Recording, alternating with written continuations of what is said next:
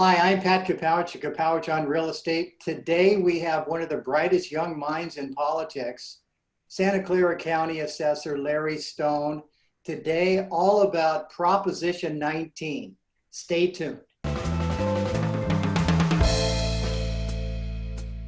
Hi, this is Pat Kapowich. I'm here with Larry Stone, Santa Clara County Assessor. Larry, welcome. Thank you. I joke with myself, this is one of the brightest young minds in politics, full stop.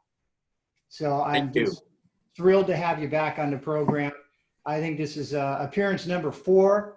And of course, now we have all these propositions on the ballot which affect real estate. And this is a program dedicated to consumer protection within the residential real estate arena. And now, rarely do we get to hear people speak about it, especially somebody of your ilk. So if you don't mind, we are going to touch on Proposition 19. That's the basis of today's program, but I just want to hit the highlights because you were actually physically a bright young politician when Prop 13 came about, right? That's correct. And can you briefly explain to the public Prop 13? Well, I was a young, in those days, elected official, city council member in the city of Sunnyvale in June of 1978 when Proposition 13 passed. Now, what was the nuts and bolts of Prop 13? Well, a little bit of history. Proposition 13 passed for really a legitimate reason. Residential property values 4 years before 1978 had increased over 80%. And in those days, every city council, every board of supervisors, every school district set their own tax rate for that year. So those of us who were in elective office at that time, in those various positions, were not reducing the tax rate to account for the tremendous appreciation in residential property values. So Howard Jarvis and Paul Gann promoted Proposition 13, which did a number of things. Number one, it eliminated the ability of local government to set their own tax rate. It established a single 1% tax rate for all properties in the state. It limited the increase in the assessed value if there's no change of ownership or new construction to only 2% or less per year, depending upon the California Consumer Price Index. So those are the basic premises of Proposition 13. Beautiful. Okay, now in 1986, we had a couple of propositions. Proposition 58 was the parent-to-child transfer. Can you touch on that? Sure, a parent-to-child. In other words, with Prop 58, even today, you can, a parent, or it goes child to parent or parent to child, you can go either way. But a parent with a very low assessed value can transfer that ownership of that property to a child or children and maintain the old or the existing, the low assessed value. That's Proposition 58. Proposition 58 does also something else that most people don't know about. It allows not only the transfer of property to your child or children, but allows you to transfer additional property with an assessed value of up to $1 million. And so, but that's assessed value, not market value. So let's say a parent has owned a shopping center, for example, and it's assessed at $1 million, but it's worth $20 million. It allows the additional transfer of $1 million worth of assessed value, or that $20 million shopping center, to the children as well. Okay, and $1 million back then, that was a lot of money, 1986. But it would be $1 million of the assessed value today. Assessed value, right, exactly. Okay, also that year was Prop 60, which was the transfer of your property tax value in the same county? Yes, so you can transfer, if you're over the age of 55, you can transfer, again, a lower assessed value to a new property within the same county. It's available to everybody in all 58 counties, but it is within that county. As long as the fair market value of the property you purchase is not worth more than the property that the fair market value of the one you sell. Okay, now 1988, a couple of years later, we had Prop 90 that's moving to other counties. It's basically a Prop 60 is available to other counties, but it's by county option. And so now there's still only 7 counties out of 58 in the state that allow transfers of property into their counties. So it's not universal. Right. Now, I remember I was a realtor in 1988, and that's we had flyers out which counties accepted the transfers, and it filled the page in 1988. Yes. And now it's down to 7 counties out of 58. Yeah. Primarily more rural counties decided that they didn't want to continue with Proposition 90 because people were bringing a low tax base into their county. And, I mean, in Santa Clara County, the average price of a home is over $2 million. Well, you can go up to El Dorado County or someplace like that, another county, and build a mansion or buy a mansion practically, Right. and carry your old low assessed value. Right. So they didn't like that. Now, of course, the argument was now you bring in new people to the neighborhood and they start buying a lot of items and sales tax and whatnot.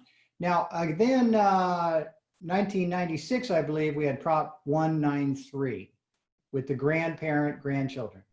Yeah, it basically does the same thing as Prop 58, except you can transfer your values from the grandparents to the grandchild, as long as the parents in between are deceased. And, Right. That's an issue because most of the time they're not. I mean, most of the time the parents are alive before the grandparents die before the parents die.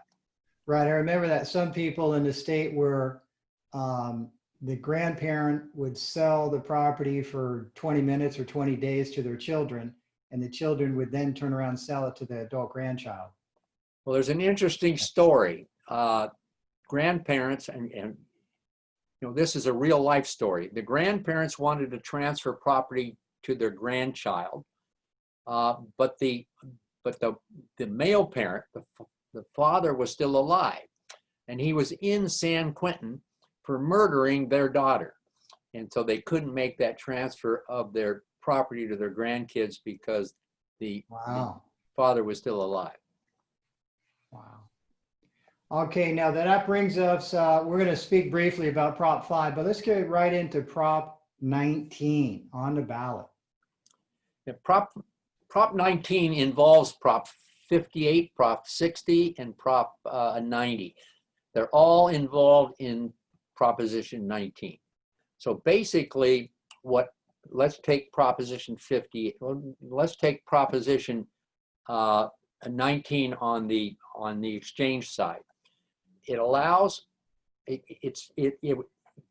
would create what I call a universal Prop 90. You'll now be able to transfer your property to any county in the state, not limited to the 7 that are involved.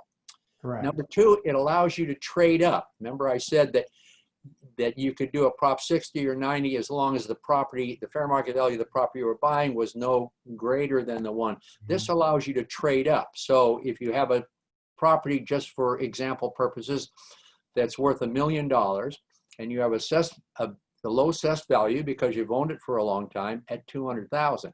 You can now trade up, say, to $1.5 million, and you only add that incremental $500,000 difference to your existing $200,000 assessment. So now you can own $1.5 million home anywhere, and have then a $700,000 assessment, $200,000 plus $500,000. Now, how does that, what changes with the grandparent to the grandchildren? No change in that, except that it would follow the outline of Prop 58. So let's go over to the Prop 58 thing. This Prop 19 would exclude the transfer of additional property, the shopping center worth $20 million that I explained. That would go away. It also, Prop 58 as it exists today before Proposition 19, allows the transfer of property from parent to child. But the child or the children don't have to live in it. So there's a famous case involving, for those of you that are old enough, remember Lloyd Bridges. Right. Lloyd Bridges has a daughter and 3 sons, Bo, Jeff, and another one. And the parents, Lloyd Bridges and his wife, owned a beautiful home right on the ocean in Malibu. And when Lloyd died, of course, he deeded the property to his wife. When his wife died, she did a Prop 58 transfer to the children. The children have never lived there. They rent that beautiful property on the ocean in Malibu. They rent it for $15,000 or more a month, and they pay $5,000 a year in property taxes. So the new Prop 90 would eliminate that benefit. So if you've transferred property to your child or children, they would have to live there, I think, after 1 year, or their assessment would drop into the fair market value. Yeah, that's the key. In case they were back east, or the adult grandchildren would have to come back, or children have to come back and move into the rental within 12 months. Correct. And so it would disallow simply the transfer of wealth, but the transfer of a home. Now, let's just touch on Prop 5. Prop 5 failed last year because what I call it, there was a transfer anytime, anywhere, any price. Correct. It failed really because the Prop 90, the universal Prop 90, costs the state and schools a lot of money. So when they failed. So when the proponents came back, they said, where are we going to find the money to offset the loss of revenue if more people start doing Prop 90 transactions? And that's when they went to Proposition 58. They said, by eliminating the additional property transfer, by eliminating the requirement that children didn't have to live there, that would generate more sales of property being transferred to them rather than renting of the property. And so they did the math, and the math apparently turned out that they could cover the loss of revenue from increasing Prop 90 transactions from the other side. The other thing about Prop 19, that's very important is that the initial Prop 5 allowed, actually Prop 60 and 90, you can only do it one time in your lifetime. Prop 19 would allow both Prop 60, the equivalent of Prop 60, and the equivalent of Prop 90 to do it 3 times if you're over the age of 55. So you could do one transfer and then do it again and then do it again. So it's 3 times in your lifetime. Okay. Now that I'm going to touch back to that in a minute here, but also in terms of the family farm is protected. Is that correct? With Prop 19, yes. Prop 19. Yeah. Okay. Now in the booklet that you get in the mail, the summary talks about local governments could gain tens of millions of dollars of property tax revenue per year. These gains could grow over time to a few $100 million. Schools could gain, and that they kept saying that, boy, they use the word could a lot. What's the variable? Well, the variable is how many transactions are ultimately going to occur.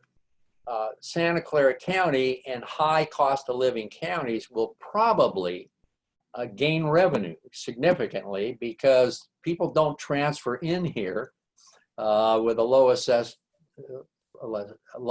value, but people transfer out of here to places where they can get a bigger home, a more expensive home, and still carry the low assessed value. So it makes it very, very unequal.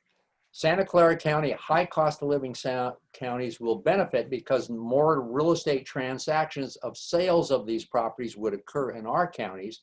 And the smaller counties, the rural counties, the less expensive counties where to live would lose revenue because people would be transferring low assessed values into very expensive homes. Now, of course, you're very familiar with those areas because there's an association of almost every trade, right? And the Association of County Assessors.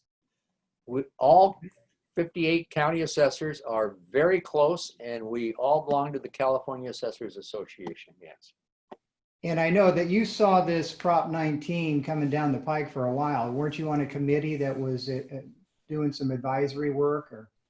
Well, we studied, I mean, we always look at anything that affects the property tax system as the Assessors Association. The committee I was mostly involved with is something we talked about in a previous program, and that is Proposition 15, which is the split roll. Okay, right. Now, in terms of the moving 3 times, is that the people that are against this proposition? Is that one of the things they don't like, the idea of using this 3 times instead of once? Well, yes. I mean, I think, you know, if you're over the age of 55 and most of the time you're in your 60s or above when you exercise these transfers, it's unlikely you're going to flip these things 3 times. This is designed by realtors in order to encourage more real estate transactions and therefore more commissions. Now, this was, of course, it's backed by the real estate community. Now, in terms of the opposition, they're saying this is a massive tax increase on inherited property, a bad deal for California families. Yeah, the opposition is more opposed to the Prop 58 side of this transaction, because it restricts the transfer of, you know, additional real estate on top of the home.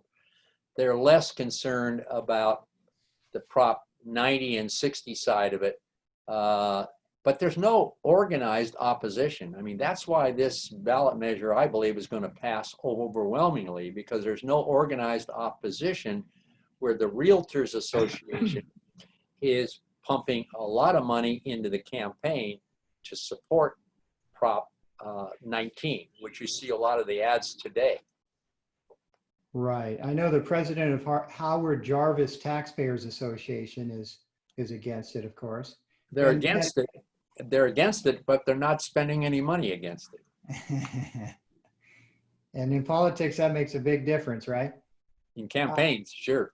Yeah. Now, let's talk about that loophole. There was a loophole about these, and we hear this today in different circles. I'm involved in a lot of organizations about out-of-state investors are at the ready in case we have a downturn in property values, and they can come in here and buy them up like they did during the Great Recession. That's all. I mean, if you believe in the future of real estate in California, then anybody would love to come in, and, you know, it's always, you know, buy low, sell high. And so those people, during every, you know, downturn, every recession we've had, going back to the S&L debacle in the early 1990s, to the you know, the dot-com bust, to the Great Recession, smart people with money, capital, will come in and buy, you know, a lot of foreclosed houses, for example, you know, during the Great Recession, and we're, you know, we're confident that all these values would come back, and eventually they did. Right, exactly. Now, speaking of which, I'd like to take advantage of your time here with your knowledge. You have seen a lot of upturns. By the way, you, of course, I believe you got out of grad school and you went to Wall Street. I did. I worked on Wall Street for a few years, got transferred out to California, San Francisco. I lived in San Francisco. I co-joined or was a co-partner in a real estate investment company. We were the first tenant at 3000 Sand Hill Road, if that address means anything to you. Yeah, sure. And that's when I moved to Sunnyvale and then got involved in politics there as a mayor and a councilman. Okay, because I've seen you speak many times and you have just a vast knowledge here. I just want to share this with the Santa Clara County as well as the other counties where this will air. You had mentioned before COVID that the tech economy is volatile. We have different cycles. Last year, you thought there might be a normal recession with a soft landing. And today, you might think there'd be a crash landing. Well, I think we're in the middle of a crash landing, which is a trigger of a COVID trigger recession. And that was, of course, the unemployment rate is approaching Great Depression levels. Yeah, that's been tempered since I wrote that. Unemployment is actually coming down. It peaked in Santa Clara County at about 15% in maybe June. It's now down to 7.4%. So we're on the right track with respect to unemployment. Right. Yeah, it's wonderful news. Now, you've often said in the past, every time I've seen you, that the stock market is not the economy. That's correct. I get asked this question a lot because, particularly by people in the real estate business who don't like to hear bad news. I guess none of us do. Right. When they say, well, how can the stock market be doing so well and the economy doing so poorly? And my answer is very simple. The stock market is not the economy.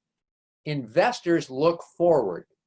They rarely look behind them. They don't like to look behind them, particularly if the news is bad. So the stock market being strong, and it's up and, it's very volatile right now and has been for some time. But that tells you that investors have confidence ultimately in the recovery of the economy. Okay, good point, because I want to do some round robins here. Speaking of which, we hear all the talk about the alphabet soup. I refer to it as a recovery. The U shape, the V shape, the W shape, and you, of course, are speaking about the K-shaped recovery. Yeah, those are all, symbols, I guess, of how right. how people decided, right? Right. A V-shaped is sharply down, but rapidly up. A U-shape takes a little bit longer, like the Great Recession. The W-shape means that, it's a V-shape that suddenly gets tracked off by another surge of the virus. And then the K-shape is this equality issue where the people on the upside to the K are large,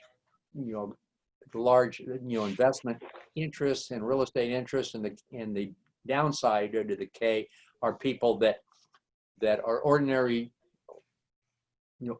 people in the inequality that we see in the country today. Okay, quick round robin since we have you here. The recession today versus the Great Recession. Totally different. The Great Recession was a residential recession. It was based, as we all know, on mortgage fraud and subprime loans. So most of the downturn was the collapse of the residential real estate market. Fast forward to today, the COVID recession, as I call it, is a commercial property recession. Residential property values are staying up. In fact, they're actually increasing in Santa Clara County. But the impact is hitting commercial property, shopping centers, office buildings, industrial buildings, and so forth. The ones that have been ordered by a health order to close. So shopping, for example, in malls and shopping centers is way down. People are staying home, not going to restaurants and things like that.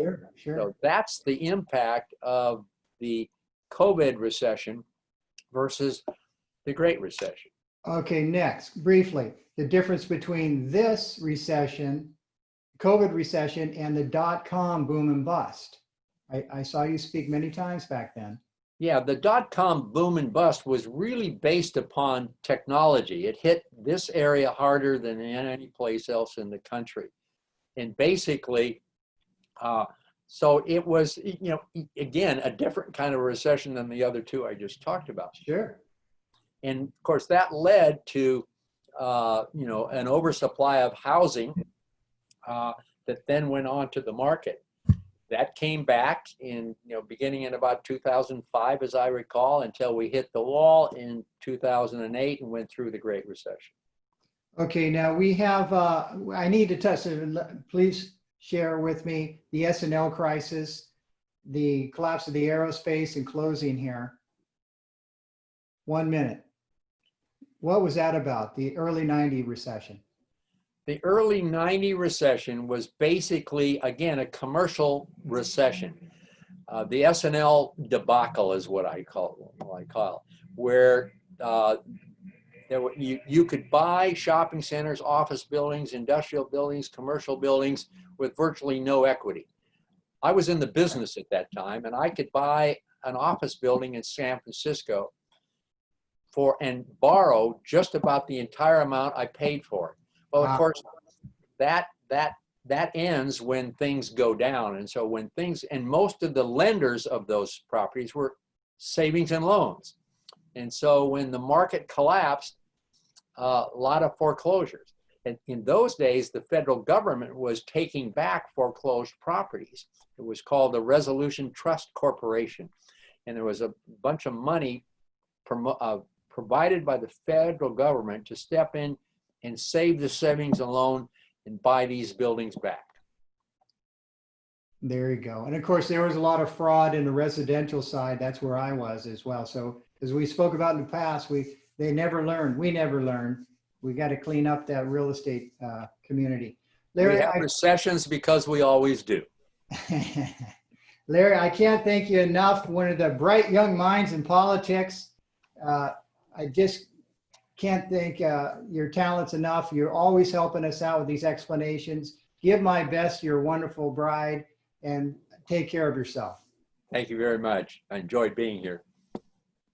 This is a program dedicated to consumer protection within the residential real estate arena. We will see you next week.